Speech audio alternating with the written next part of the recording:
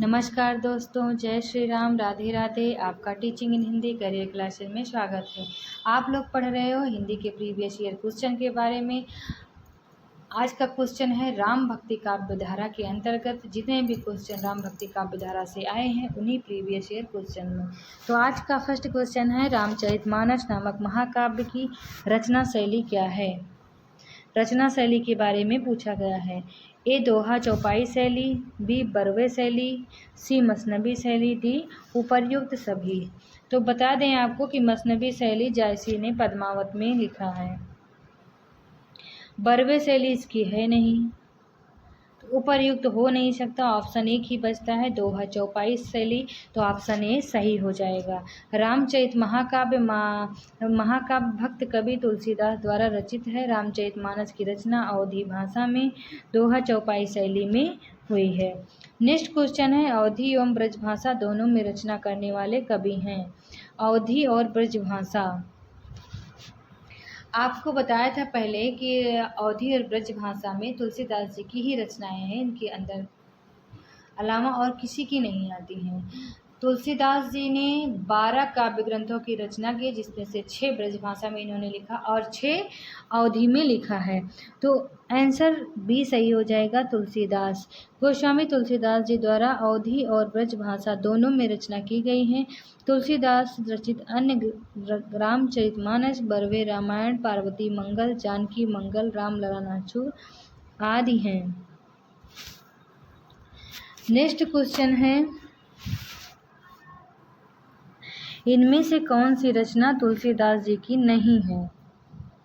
Option A Ramcharitmanas, B Kavitavali, C Gitavali, D Saket. Saket रचना मैथिली शरण गुप्त की है। किसकी है? मैथिली शरण गुप्त की रचना है। 1912 ईस्वी में लिखी गई है। तो ऑप्शन डी सही हो जाएगा, साकेत मैथिली शरण गुप्त की रचना है। ठीक है। नेक्स्ट क्वेश्चन है स्वामी अग्रदास का संबंध किस भक्ति शाखा से है। स्वामी अग्रदास नाभादास के गुरु थे। कौन था? नाभादास के गुरु का नाम था स्वामी अग्रदास। इसका आंसर है स्वामी अग्रदास सगुण काव्य धारा के राम भक्ति शाखा से संबंधित हैं। स्वामी अग्रदास ने अपनी गद्दी जयपुर के पास रायवास में स्थापित किया।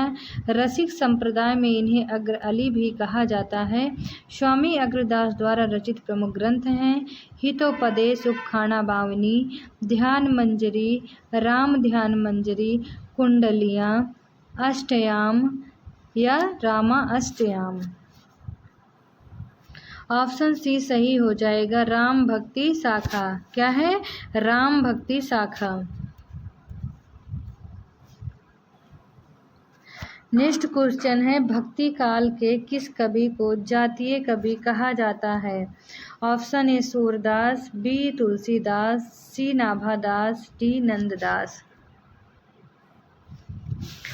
इसका आंसर है भक्ति काल की राम काव्य धारा के सर्वप्रथम भक्त कवि संत शिरोमणि गोस्वामी तुलसीदास हिंदी साहित्य के सर्वाधिक लोकप्रिय कवि हैं। तुलसीदास जी भक्ति काल के जातीय कवि की संज्ञा दी जाती है। किसको दी जाती है? तुलसीदास जी को। रामचरितमानस, विनय पत्रिका तथा कवितावली, गीतावली, दोहावली आदि तुलसीदास जी की प्रमुख रचनाएं हैं। सूरदास, नंददास कृष्ण भक्ति शाखा के प्रमुख कवि हैं। सूरसागर, सूरसारावली, साहित्य लहरी ही सूरदास की अनेकार्थ मंजरी, रस मंजरी, मान मंजरी, रास पंचाध्यायी तथा सिद्धा पंचाध्यायी नंददास एवं अष्टयाम नाभादास की रचना है। तो जातीय कवि तुलसीदास जी को कहा जाता है। ऑप्शन बी सही हो जाएगा। नेक्स्ट क्वेश्चन है गीतावली है। ऑप्शन ए मुक्तक काव्य, बी आतुकांत काव्य, सी प्रबंधक काव्य, डी इनमें से कोई नहीं। इसका आंसर है गीतावली तुलसीदास द्वारा रचित एक गीत काव्य मुक्तक काव्य है। राम भक्ति शाखा के सर्वाधिक लोकप्रिय भक्त कवि गोस्वामी तुलसीदास ने बड़े छोटे कुल 12 ग्रंथों की रचना की है। तो ऑप्शन ए सही हो जाएगा, मुक्तक काव्य। गीतावली क्या है? मुक्तक काव्य है। आज बस इतना ही, क्योंकि आज जो है राम भक्ति काव्य की जो शाखा है वो खत्म हो गई है। नेक्स्ट वीडियो में आपको कल से कृष्ण भक्ति शाखा के से आधारित जितने भी क्वेश्चन प्रीवियस ईयर में आए थे वो क्वेश्चन को आप लोग देखेंगे।